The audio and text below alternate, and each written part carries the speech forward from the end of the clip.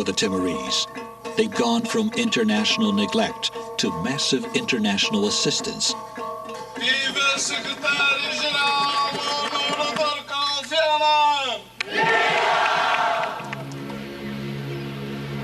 The United Nations pours in hundreds of millions of dollars in equipment, grants, advice. Wealthier countries run their own programs.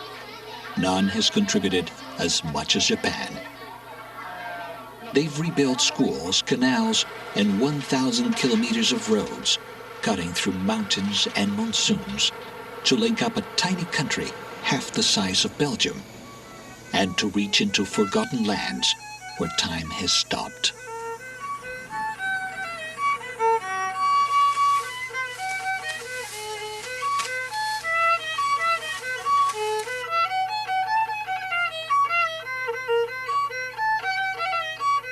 Lito Freitas escaped with his prized violin when the militias burned down his village and his rice.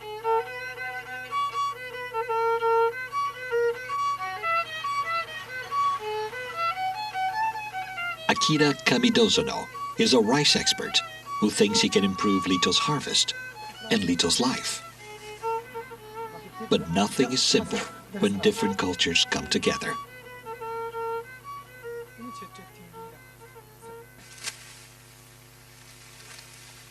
Working a single hectare of land, Lito's family produces 5 tons of rice. But they are 11 people. They eat all they harvest. There's nothing left to sell at the local market, and a bit of extra income would make a big difference. It sounds logical to Akira. More rice, more money, better life.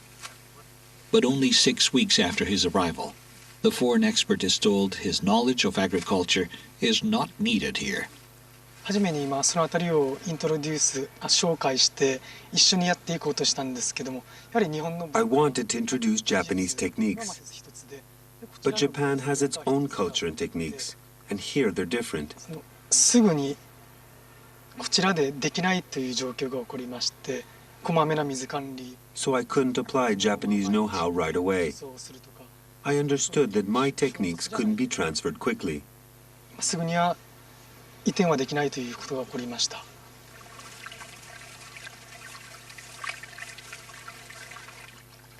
But Akira will not be defeated. His development agency in Tokyo allows him to switch roles. The teaching is over. Akira is now a student researching Timorese agricultural society, studying a proud people who have always resisted foreigners.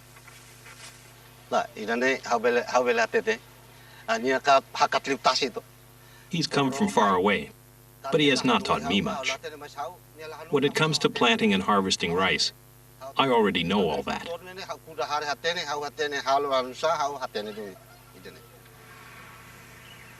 Akira finds the Timorese are not so different. Here, farmers make little offerings to the gods, just as they do in Japan. Some chicken meat and rice will please the god of the rainfalls.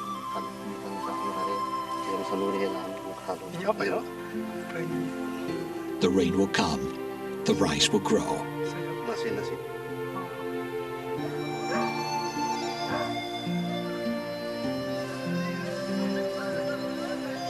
Akira learns that here, life's not about money or progress. It's about planting and harvesting, family and friendship.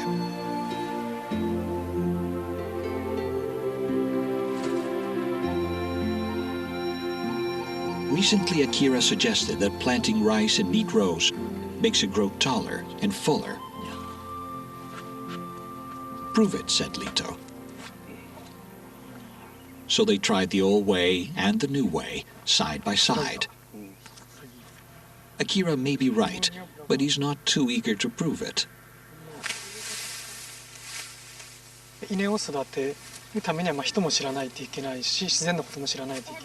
To grow rice, I must know about nature and about people. I should respect people and their culture. I've been working on this idea. 知っていこうと思って今やっています。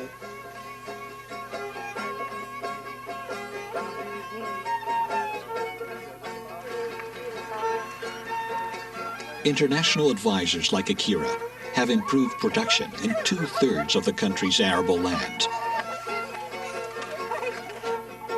The most successful advisors balance technical and human skills. They listen carefully because they want to be heard. 私も学ぶし、彼らもなんか私見て They're learning, and so am I. They may accept or reject what I show them, but I'm not sad or resentful. 悲しくも悔しくもありません。必ず何かしら出てくると思うので。Surely something will come of all this work. The Timorese are learning a few new moves to improve their game. As for Akira, he's learned to improvise and has found a measure of success.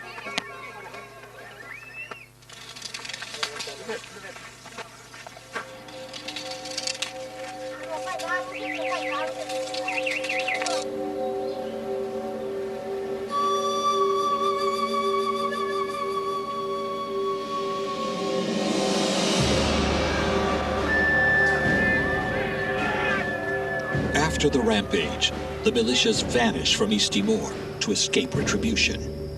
But they commit one last crime. They take 250,000 people hostage and force them to leave East Timor.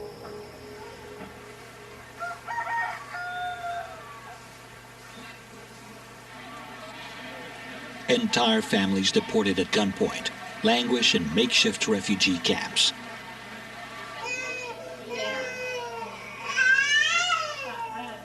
It's the job of the United Nations to bring them all back home. He's going to the same place, Likisa district, Marbara sub-district, village of Gugureva. Stand by. Every week, Fidelis Magalhães travels from the capital to one of several border outposts. We are going to Batagare from Delhi, and it will take 2 hours from here to Batagare. Batagare is right at the border. Today we heard rumors that 1,000 refugees are supposed to return, but we'll see.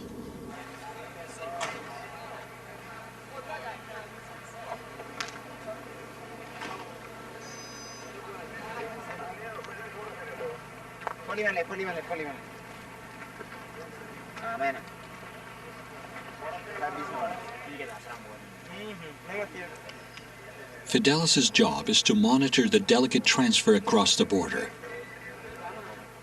These people have been away from home for more than 2 years.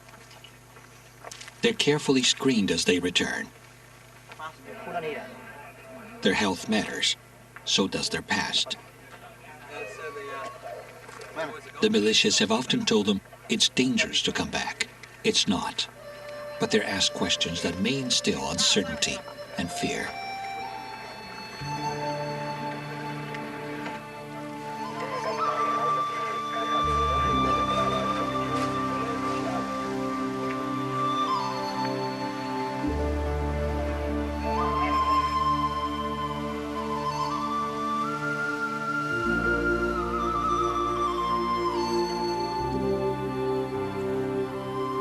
It's important for me to be here to make sure that the people who get sick, if they can't travel to Delhi or for long distance or they can't.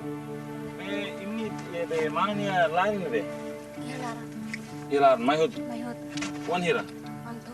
She was a bit scared, so I was asking her, like, so what's wrong with your baby? And she says, my baby got sick in West Timor, got diarrhea. Have you seen the doctor? She said, yes, I've seen. And then the doctor gave him some medicines for the baby. Bate doctor, no? You don't know Lamoras?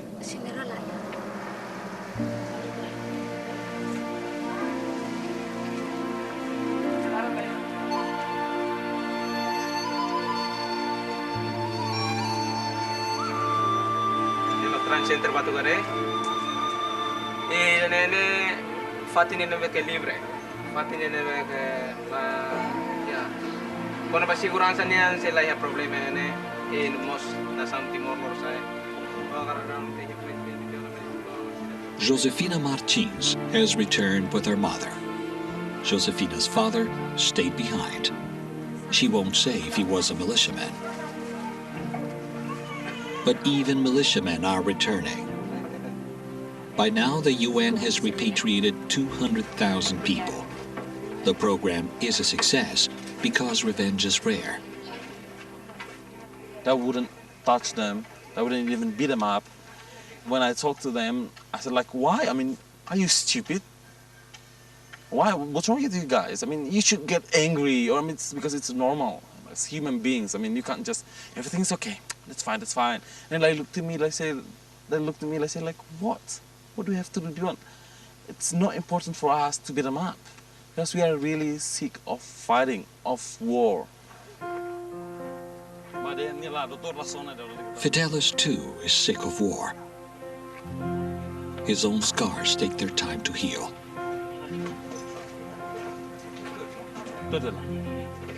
My father was the head of East Timor National Resistance Council of this area.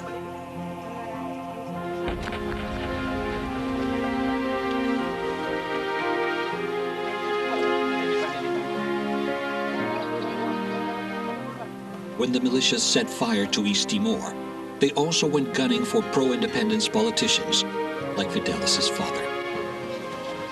A documentary team captured the moment when his remains were found.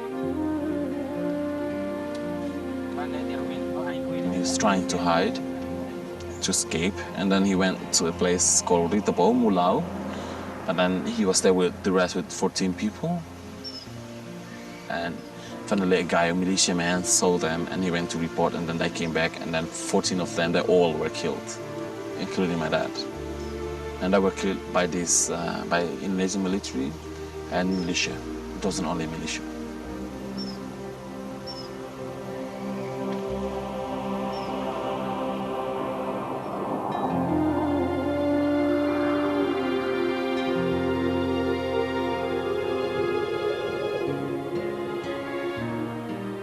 Some say the militias killed 1,000 people.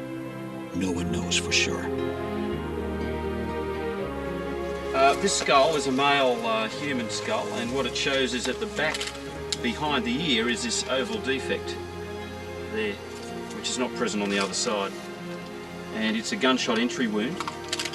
The pattern, it being in the back of the head low down, is quite a typical pattern for an execution style killing.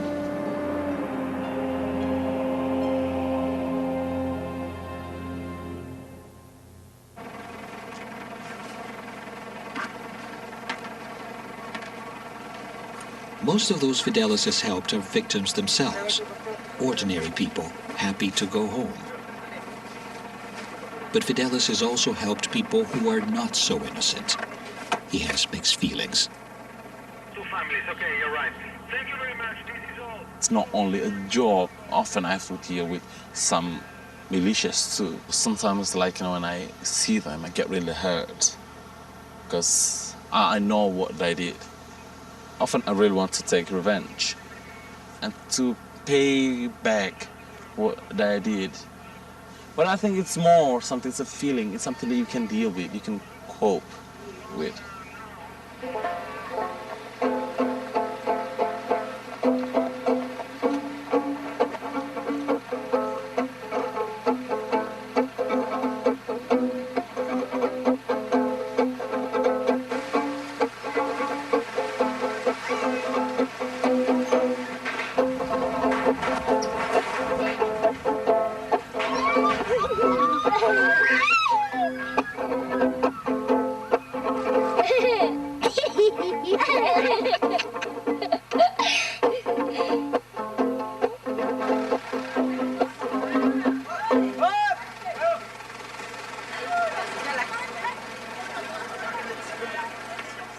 At Josefina's village, this is a special day.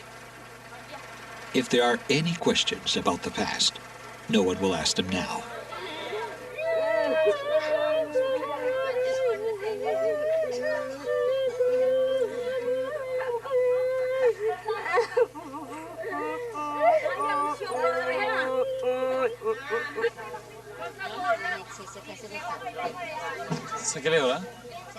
Fidelis says he's never heard anyone acknowledge guilt.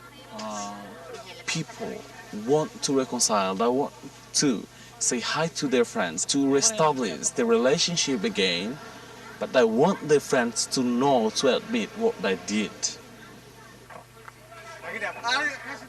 It's time for us to rebuild, to move on, but it's time for us also to remember what happened, not to forget. We are nothing without the past. Without our parents, I'm not here today.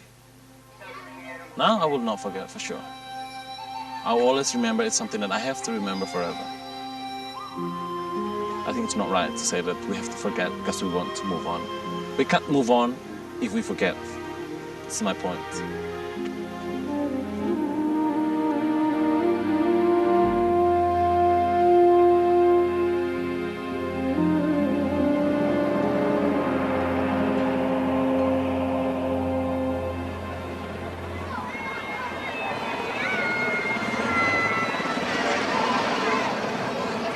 Justice is the single most sensitive issue in East Timor.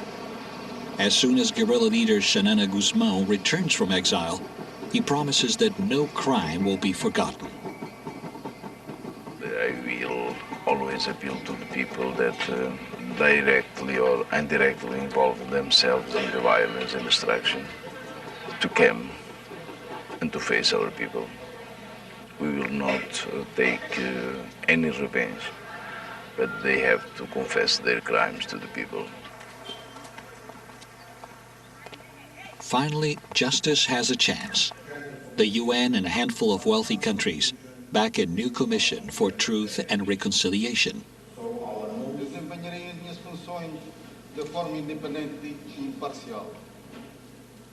Among the commissioners sworn into office is former prisoner Jacinto Alves. Serious crimes like murder will be judged by East Timorese courts.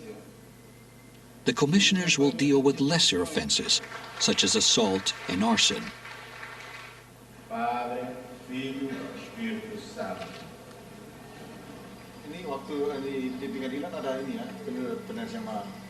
But they're facing overwhelming political pressure. They're told not to look at crimes committed by pro-independence factions during a short civil war in 1975. And they're asked to be soft on Indonesia, still a powerful neighbor. But Jacinto thinks there should be justice for all.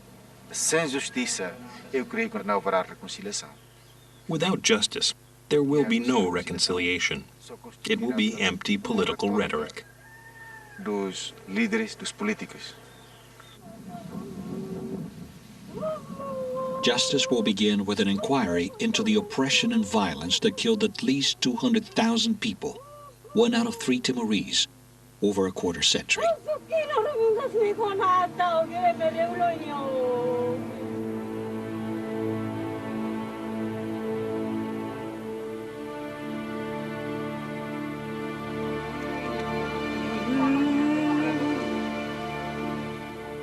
Tanda der diak der solo bo ouvintes hotu Radio Timor-Leste se rua notícias nacionais ou internacionais.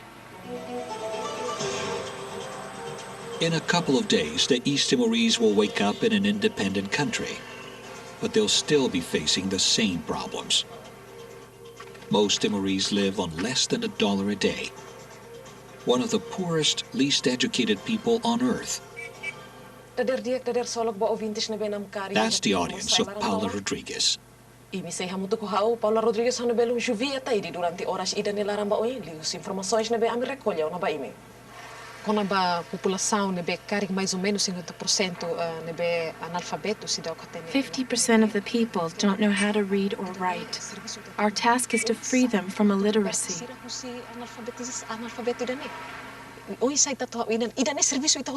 And journalists have a special responsibility. This is really important to me.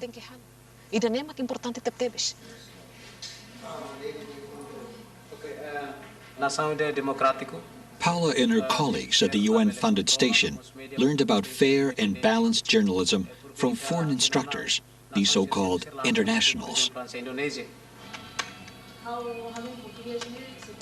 How depois how serviço a moto cosira, how bel hakerek notícia, how bel halo entrevista, how bel halo. After working with them, I can write the news, conduct interviews, ask tough questions. They gave us real motivation and the belief that we can get things done. Now that they're gone, we can do it all ourselves. But the future's unclear. Although Paula does not know it yet, the funding and freedom of her station are hotly discussed behind closed doors.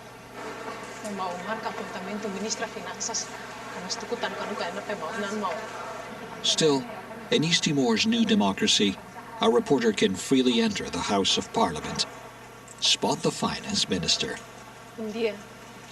and ask her a tough question or two.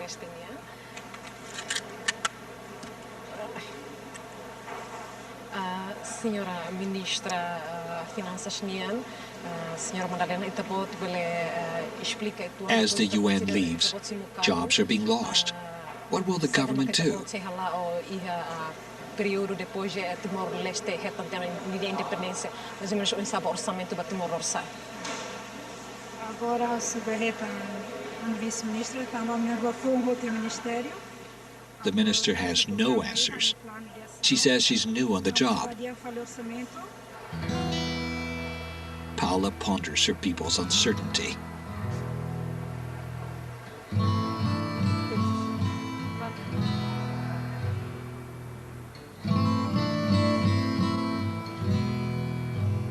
There's oil in East Timor's future, but that's still several years away. After independence, the UN will keep a much smaller mission here. So much of the money spent on the streets will be gone, and Dili will languish without the hard cash.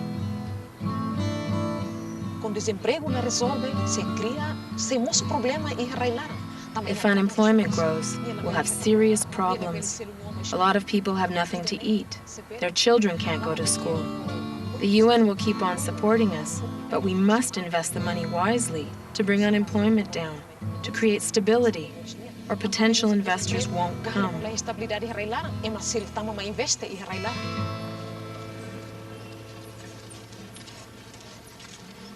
Imi foi Ronaldo Noticiário Nacional Internacional Refugee Radio Timor-Leste. Back at the station, Paula is shocked to find out that her own job is on the line. As the UN pulls out, her station faces a financial crisis. International funders say they'll walk away unless the country's new leaders guarantee free and impartial journalism. And the new government offers no guarantees. The wording, in this broadcasting regulation does not provide real, security that this will become a real independent public broadcasting corporation. What is the situation? What's at stake is freedom of the press in the new democracy. During this meeting, we heard a lot of information that there is no solution for the future of this radio and TV after the United Nations leave this country.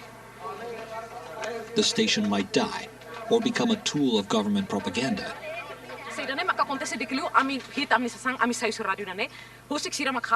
If this happens, it will be better if I stop working here.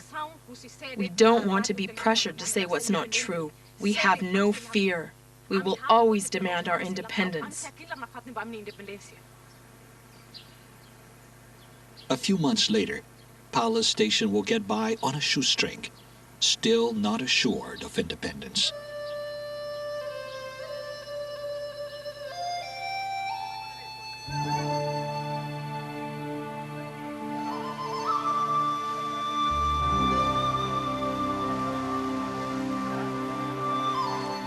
There's no easy road for the Timorese. But as they cross the capital to witness the independence ceremony, many reflect on their country's amazing strides. In little more than 2 years, they've elected their first constituent assembly, approved their first constitution, elected their first president. The new democracy has overcome a legacy of violence. Prophets of doom predicted violence, predicted blood in the streets of Dili. Nothing of the sort happened. The Timorese gave, a lesson to other democracies, well-established democracies around the world.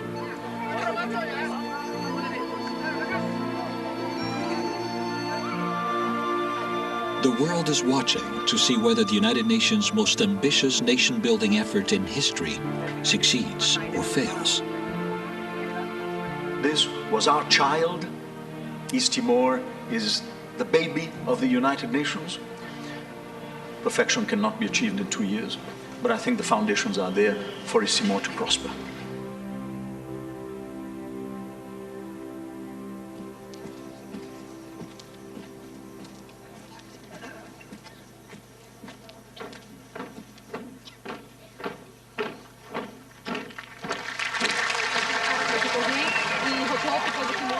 Broadcasting the event live, Paula is a key witness to the birth of a nation.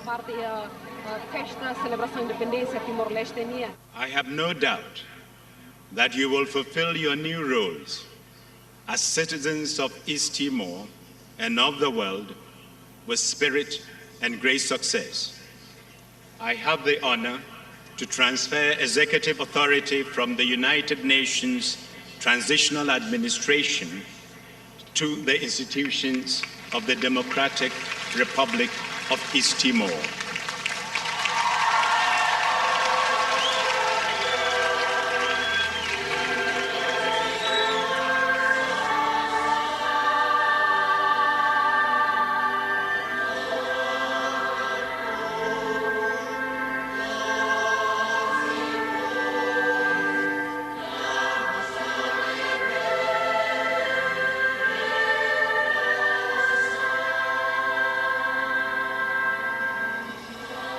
Foi o fim de uma etapa e o início de outra. This is the end of an era, the beginning of another. Para o futuro, para uma grande planície em frente. We are at the top of the mountain, and we contemplate the future like great plains ahead of us. We face our promised land, our free country. Da nossa terra prometida, desse país de liberdade.